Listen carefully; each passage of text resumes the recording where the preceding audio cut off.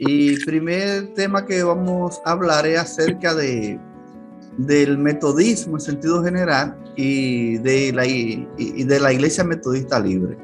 Esos son y yo quiero compartir con ustedes algo que escribió Juan Wesley sobre el metodismo y algo que escribió F. Burler Willard, que fue un director del seminario aquí en los años 60, sobre la Iglesia Metodista Libre. O sea que vamos a tomar unos datos que podemos decir que son de primera mano para compartirlo con ustedes en esta noche, y vamos a seguir la misma metodología que estuvimos en el día de ayer. Hay un escrito que escribió Juan Wesley, que ese escrito se llama El carácter de un metodista. En ese escrito, Juan Wesley expresa lo siguiente acerca del carácter de un metodista.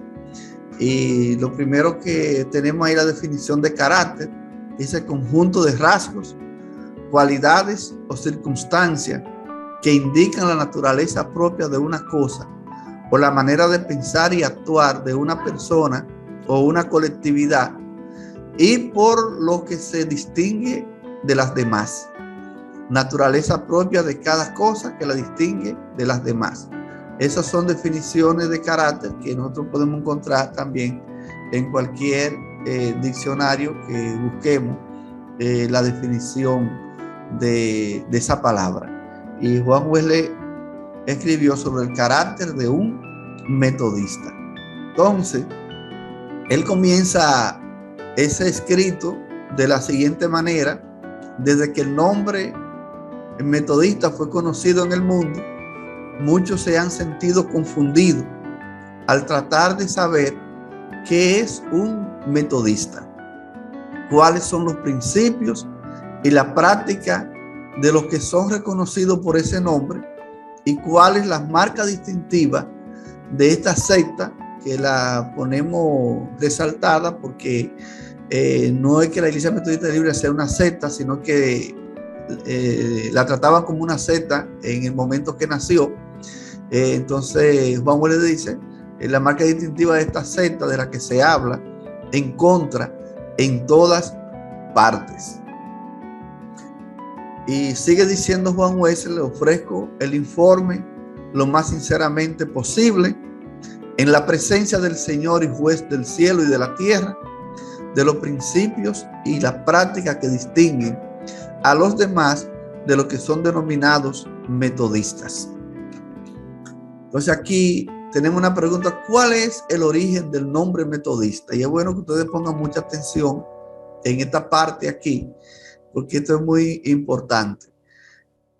Y oigan lo que dice Juan Wesley: y digo lo que son denominados metodistas, porque debe tenerse bien en cuenta que este nombre no es uno que ellos hayan escogido por sí mismos, sino que se le ha sido impuesto como una forma de oprobio, sin su aprobación ni consentimiento. O sea que el nombre metodista fue un nombre que se puso en forma de burla, burlándose de esos jóvenes que se reunían a orar y a estudiar la Biblia y a compartir con los demás de la palabra del Señor, y lo hacían de una manera sistemática y metódica en la Universidad de Oxford.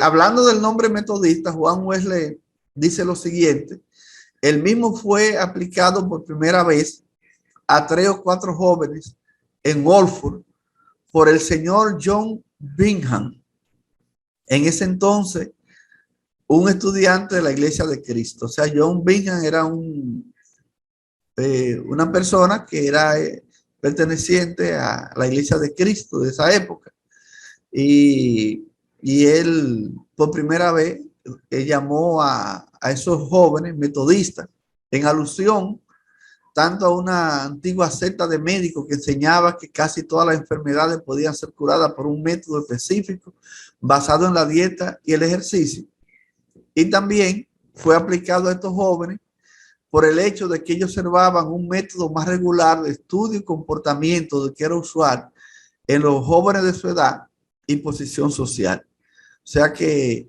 ese señor John Bingham, por primera vez, en un tono de burla o de oprobio o burlándose de esos jóvenes, le llamó los metódicos o los metodistas.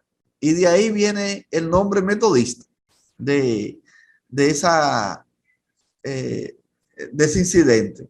Entonces Juan Wesley sigue diciendo: en el año 1729, 4 jóvenes de Oxford se pusieron de acuerdo en reunirse diariamente por las noches.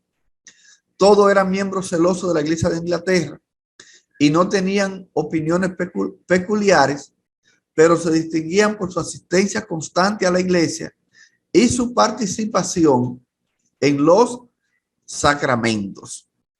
A esos 4 jóvenes que se reunían sistemáticamente y constantemente, y que asistían con regularidad a la iglesia. Entonces, ese señor llamado John Bingham, que menciona Juan Wesley, por primera vez, en tono de burla o de oprobio o queriendo hacerlo sentir mal, le puso el nombre. Aquí están los metódicos, los metodistas, y ahí se quedó el nombre, y hasta el día de hoy la iglesia se conoce con ese nombre. Y de ahí surgió el nombre metodista en sentido general.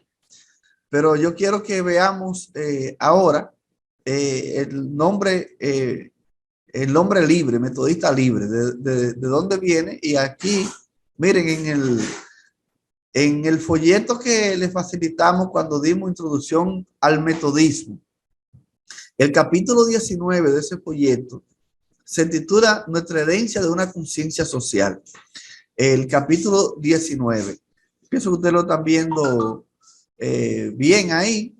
Déjame ver si lo puedo poner un poquito más grande.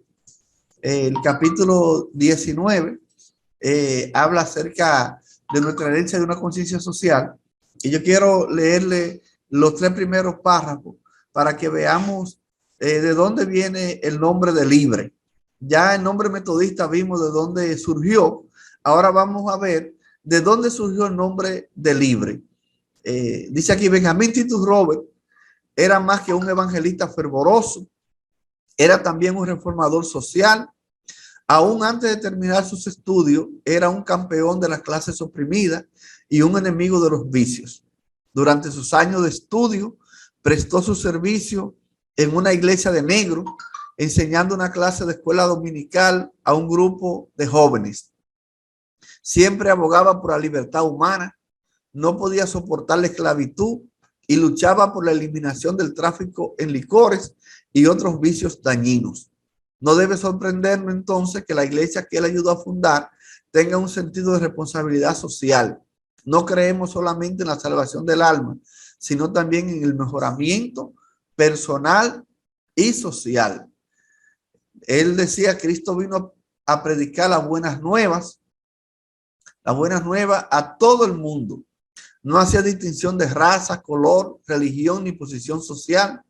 En el tiempo de Robert, muchas de las iglesias alquilaban las bancas de los templos, lo que principió como un esfuerzo para recaudar fondos para la iglesia, terminó por excluir a los pobres de los templos.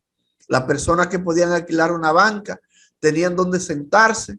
Roberts atacó este sistema fuertemente, aún antes de ser expulsado de la iglesia metodista. Donde quiera que encontró este sistema, trató de quitarlo y edificar un templo libre, donde todos pudieran entrar sin pagar por su asiento. Sentía que debía predicar el evangelio a todos, tanto pobres como a ricos. En la sección histórica del libro de disciplina de la Iglesia Metodista Libre se encuentra la siguiente cita: requieren que todas sus iglesias sean tan libres como la gracia que predican. Creen que su misión es doble: sostener la norma bíblica del cristianismo y predicar el evangelio a los pobres. Por esto, exigen que todos los asientos en sus salas de culto sean libres. Las iglesias libres son indispensables para alcanzar a las multitudes. Las provisiones del evangelio son para todos. La buena nueva deben proclamarse a todo individuo de la raza humana. Dios envía la luz verdadera para iluminar y ablandar a cada corazón humano, al salvaje, al civilizado, al siervo, al libre, al negro, al blanco, al ignorante, al sabio, y es ofrecida libremente la gran salvación. Entonces, en ese primer párrafo, ya nosotros tenemos una idea de dónde viene el nombre de libre. Yo quiero aclarar algo aquí en esta parte, mis hermanos.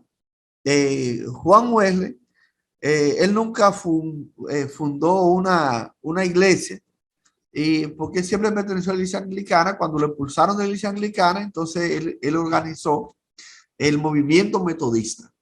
El movimiento metodista. Cuando Juan Wesley vino a Estados Unidos de América a predicar el evangelio, los convertidos que surgieron de esa predicación se organizaron y organizaron la iglesia metodista episcopal. Así se llamaba la iglesia cuando nació en los Estados Unidos, iglesia metodista episcopal. Esa iglesia metodista episcopal fue una iglesia que llegó a ser una de las iglesias más grandes de los Estados Unidos. Y pronto ya esa iglesia tenía más de 10 millones de miembros en los Estados Unidos. Y fue una iglesia que creció bastante, se enriqueció bastante, y se apartaron de los principios que le dieron origen, y para buscar dinero comenzaron a alquilar los asientos en las iglesias, y solamente podían ir a la iglesia los que podían pagar. O sea, podían estar sentados y escuchar el culto los que eran pobres, que no podían pagar, o se quedaban fuera, o se quedaban parados en los cultos. Benjamín Titus Roberts se opuso a toda esa práctica y otras más que se daban en la iglesia que no estaban bien. Y entonces, al él oponerse a esa práctica, nosotros sabemos que fue expulsado de la iglesia metodista episcopal, que así era que se llamaba en ese momento, iglesia metodista episcopal. Y entonces, después, junto con el grupo de laicos que ellos fueron expulsados, en el condado de Niágara, en New York, en el año 1860, ellos fundaron lo que hoy nosotros conocemos como la Iglesia Metodista Libre. El término libre significaba que los asientos eran gratis, que nadie que era miembro de esa iglesia podía tener esclavos, y que el evangelio debía ser predicado a todos, a ricos y pobres, porque Cristo vino a morir por todos.